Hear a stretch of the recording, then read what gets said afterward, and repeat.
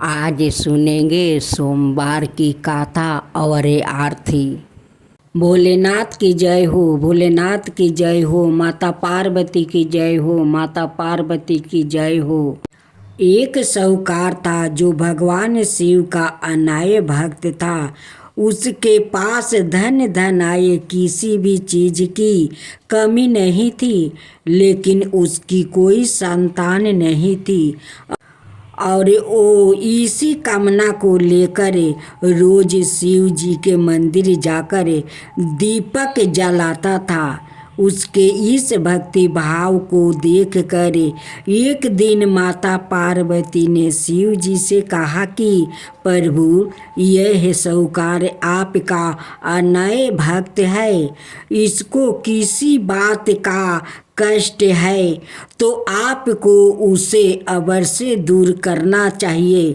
शिव जी बोले कि हे पार्वती, इस साहूकार के पास पुत्र नहीं है, यह इसी से दुखी रहता है। माता पार्वती कहती है कि हे ईश्वर, कृपा करके इसे पुत्र का वरदान दे दीजिए। तब भोलेनाथ ने कहा कि हे पार्वती, साहूकार के भाग्य में पुत्र का योग नहीं है। ऐसे में अगर इसे पुत्र प्राप्ति का वरदान मिल भी गया तो वो केवल 12 बरस की आयु तक ही जीवित रहेगा। यह सुनने के बाद भी माता पार्वती ने कहा कि हे प्रभु, आपको इस साहूकार को पुत्र का वरदान देना ही होगा। अनाथ भक्त क्यों आपकी सेवा पूजा करेंगे। माता के बार बार कहने से भोलेनाथ ने साहूकार को पुत्र का वरदान दे दिया, लेकिन यह भी कहा कि वो केवल 12 बरस तक ही जीवित रहेगा। साहूकार यह सारी बातें सुन रहा था, इसलिए उसे ना तो खुशी हुई और ना ही दुख। वो पहले की तरह भोलेनाथ की पूजा अर्चना करता रहा।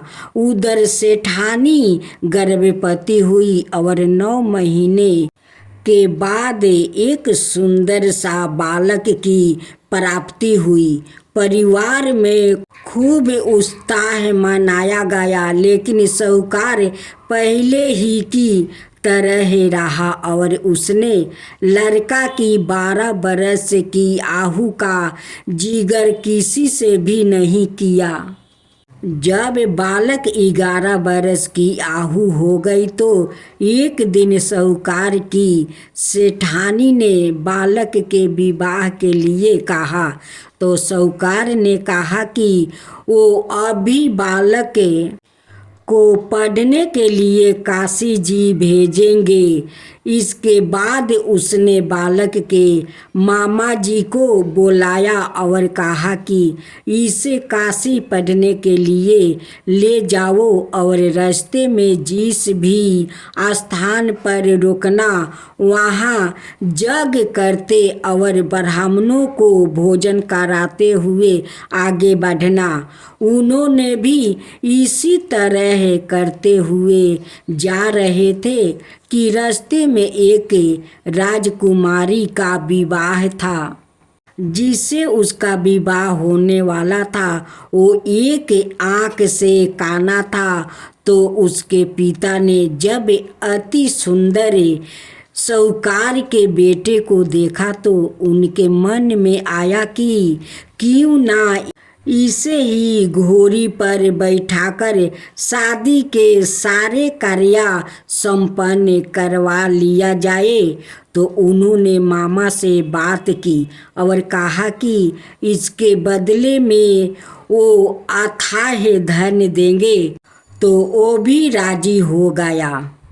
इसके बाद साहूकार का बेटा विवाह की वेदी पर बैठा और जब विवाह कार्य संपन्न हो गया तो जाने से पहले उसने राजकुमारी की चदरी के पल्लू पर लिखा कि तेरा विवाह तो मेरे साथ हुआ, लेकिन जिस राजकुमार के साथ भेजेंगे वो तो एक आँख का काना है। इसके बाद वो अपने मामा के साथ काशी के लिए चल गया।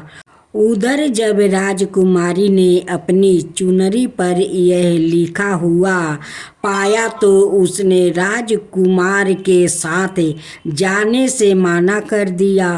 तो राजा ने भी अपनी पुत्री को बारात के साथ विदा नहीं किया। बारात वापस लौट गई। उधर मामा और भांजे काशी पहुंच गए थे। एक दिन जब मामा ने जग रचा रखा था और भांजा बहुत देर तक बाहर नहीं आए तो मामा ने अंदर जाकर देखा तो भांजे का प्राण निकल चुके थे। वो बहुत परेशान हुए, लेकिन सोचा कि अभी रोना पीटना मचाया तो ब्राह्मण चल जाएंगे और जग का कार्य अधूरा रह जाएगा। जब जग संपन्न हुआ तो मामा ने रोना पीटना शुरू किया। उसी समय शिव पार्वती उधर से जा रहे थे तो माता पार्वती ने शिव जी से पूछा, हे प्रभु, ये कौन रो रहा है? तभी उन्हें पता चलता है कि यह तो भोलेनाथ के आशीर्वाद से जन्म हुआ साहूकार का पुत्र है। तब माता पार्वती कहती है कि हे स्वामी, इसे जीवित कर दीजिए। अनाथ रोते रोते इसके माता पिता के प्राण निकल जाएंगे। तब भोलेनाथ ने कहा कि हे पार्वती, इसकी आहु इतना ही थी सो वो भोग चुका है। लेकिन माँ के बार बार आग्रह करने पर भोलेनाथ ने जीवित कर दिया। लड़का ओम नमः शिवाय करते हुए उठा और मामा भांजे दोनों के ईश्वर को धन्यवाद दिया और अपनी नगरी की ओर लौटा। रास्ते में वही नगर पारा और राजकुमारी ने उन्हें पहचान लिया। तब राजा ने राजकुमारी को साहूकार के बेटे के साथ बहुत सारे धन धनाये के साथ विदा किया। उधर साहूकार और उसकी पत्नी छत पर बैठे थे। उन्होंने यह प्रण कर रखा था कि यदि उनका पुत्र सकुशल ना लौटा तो वो छत से कूदकर अपना प्राण त्याग देंगे।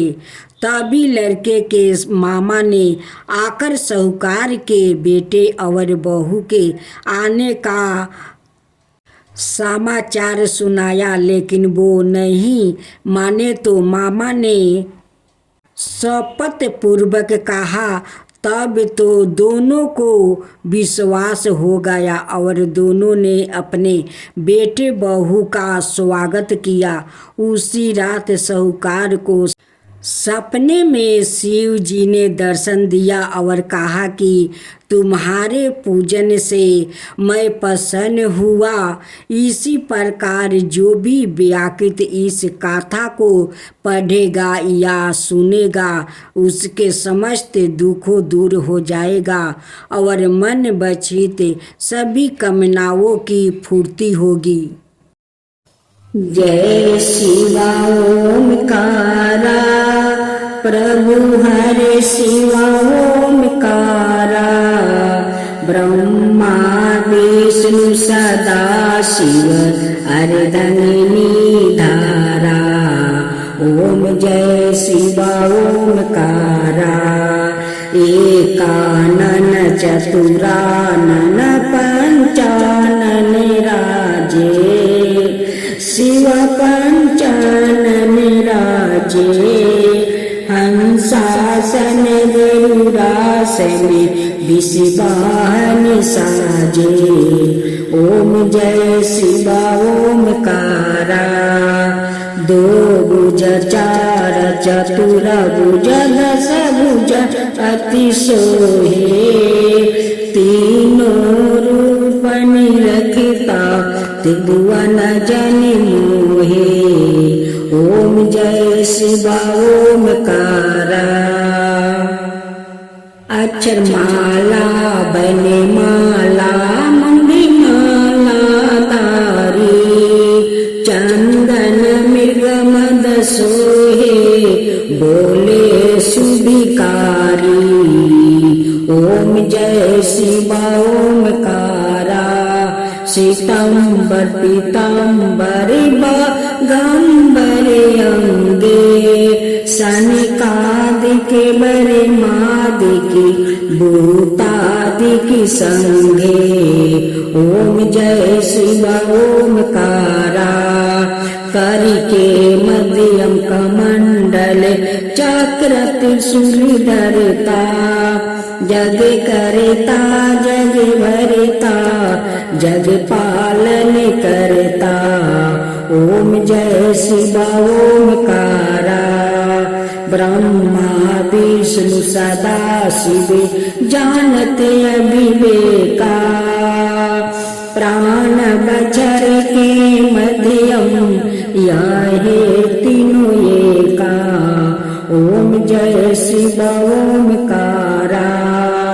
तिरगुण शिव जी के आरती जो कोई नर गावे शिवा जो कोई नर गावे कहत शिवानंद स्वामी मन भजत शिवानंद स्वामी मन बाचित फल पावे ओम जय शिवा ओमकारा। जय शिवा ओम